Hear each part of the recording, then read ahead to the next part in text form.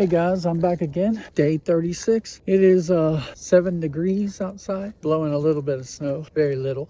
It's cold. I'm out here today in the Nike Pegasus 41. Here's a side view of those. So instantly after slipping these on, I feel a great deal of innovation that's happened within the shoe industry from just the shoes I was wearing yesterday. I believe those were released in 2023. The Explorer Boosts, don't quote me on that, but that's when I think they were coming out. And then these 41s, I'm not really sure when they released. Oh, maybe 2024, 2025. But there's a great deal of innovation that's happened since that time. I love getting those geese on there. Yeah, a few stragglers over here.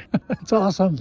The ZoomX foam and what they can do with it is pretty ridiculous. This is by far a superior cushion technology. Screw those Air Maxes. Now, I've been able to pick up 2 pairs locally from 2 different individuals who had said that the shoes had hurt their feet, and they were in excellent condition. And I have worn them leisurely. I've not taken them on a long pace, but the shoes were in great condition, and I got them for around 30, in one case like 20 to $30 a piece. I don't remember exactly, but not much at all for almost a brand new pair of shoes. Excellent condition. It's odd, the sensation that they provide over the Explorer Boost. Like when I compare the uppers, I would probably give the soft upper to the Explorer Boost. But what this provides is, it's like the same level of a cushion that you feel under your foot in a lighter stack and a smaller stack as well. So it's almost like a similar feeling, but of comfort, but in a smaller, more nimble package. I haven't weighed the shoes, but this pair is lighter than, say, the pair I had yesterday. And what you kind of make up in weight, and you get that same sort of cushy feeling. Maybe the one knock on it is the lateral stability from just from it being more narrow of a shoe, especially in the rear foot. The forefoot seems to me to be perfectly balanced. The rear foot is maybe a little bit narrow in my view. But you know, the other shoe yesterday was not stable either, but that was because of the heel stack was so much higher. This has a smaller stack, still delivering a very similar feeling of cushion, but just in a more narrow stack. And but the way I can feel that it's designed in the rear foot is maybe not as stable as maybe some runners would prefer. I think another criticism someone might have with the shoe is the heel to toe drop seems to be kind of aggressive for a Pegasus, where some people would prefer this. Others who would like to use the shoe for more of a general everyday workhorse of a shoe, they might not want to have quite the slope of the heel drop that this is. And again, I don't measure the heel to toe drop, but you can feel it in your foot. You know, there seems to be a decent stack of foam in the heel, and then it kind of bottoms out in the forefoot, and somebody else might prefer to have that to be a little bit more neutral. I prefer and appreciate that stack underneath the heel because of the plantar fasciitis that I'm suffering, but at the cost, I can feel that it's working the calves quite a bit more than your standard shoe. So, weight loss. Today I had a weight loss weigh-in, and it didn't go my favor. Fortunately, I didn't gain, but I stayed 256.1 exactly. And those aren't results that I wanted, but they are results that I expected. Kind of expected to go even up. So I'm thankful I didn't go up.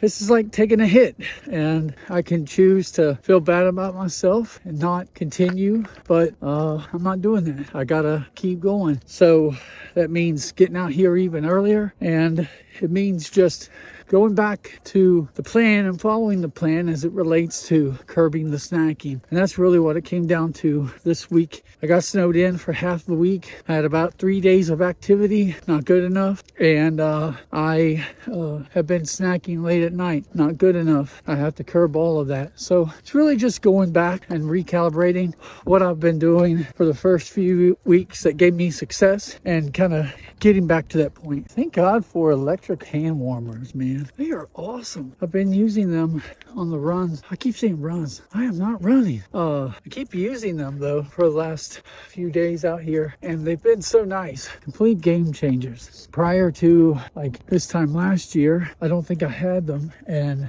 maybe I did, but they just make such a huge difference. I almost had a moment where I slipped out on some ice that's been packed down from cars. These shoes, they've got good traction, but not on ice. I'm 25 minutes into the walk. I have nothing to report other than I feel like the shoes are managing the plantar fasciitis pain nicely, and they still feel really good. I think back to high school, something one of my high school gym teachers said to me, said to the class, and you hear it all the time, but it's easier to stay in shape than it is to get in shape. How true that is. Somewhere along the line, it's like when you become an adult, you have the money to kind of do some of the things that you maybe wanted to do when you were younger as a kid. Try some different foods. If you want to lay down, be complacent, like you can be kind of who you want to be. And sometimes that can be dangerous because your parents, in most cases, try to do what's best for you and make decisions that are good for you. Try to teach you about good decisions. When you're out on your own, you just kind of do what you want, but it's a double-edged sword because you expend all this energy in order to get money, and then by the time you get your money, you have no energy to do what you need to do for yourself. So after coming home from a long work day, what do you want to do? Relax. You just want to relax, and you build upon that time and time again, day after day, and the weight just starts to pick up. Breaking out of that cycle and devoting some time and attention to a person's health is pretty essential, I think. At least that's what I found to be true for myself. Got tired of running out of breath when I get to the top of the stairs. I'm tired of just struggling to get off the couch. Tired of gasping for air when I want to tie my shoes or clip my toenails, or whether or not I'm going to be able to fit into my size 38 pants. I'm tired of walking around looking like I have a bowling ball or beach ball in some cases attached to my waistline, looking like I'm pregnant. Sick and tired of all of the different pains and aches and everything that I feel. Just overall sick and tired of being sick and tired. So at some point, you have to get tired of it all and make a decision that you're going to do something different. Make some changes and reclaim the person that you used to be. All the way up through high school, I was skinny. I was agile. I was fast. I never could dunk a basketball, but I used to be able to dunk a tennis ball, and now I'd be lucky if I could touch a net. I was raised on a farm, born in the country, and did a lot of work in the tobacco fields and raising just cattle and doing carpentry work, you name it. It was working hard. And then if I wasn't doing that, I was out playing basketball or playing soccer, and I'd fight every day with my brothers. Every freaking day we were fighting and wrestling and just doing all of that. And at school, it's like we didn't have any sort of wrestling team, but when they were doing the wrestling units in the gym classes, oh my God, did I love that. I used to weigh 165 pounds soaking wet. I was a string bean, man. But where I used to pick up all that hay and pick up sticks of tobacco and hang them in the barn, there's no strength like country strength, man. So I was skinny, but extremely strong. But all of that is the past, and all of that stuff is just a memory. And all I have now is this moment now and my future. And if I don't make changes, my future isn't looking so good. good. So I'm 36 days into this thing. I have noticed that just doing daily activity, I am not running out of breath any longer. I'm not running out of breath going up the stairs. I used to avoid going up the steps. I'm not doing that any longer.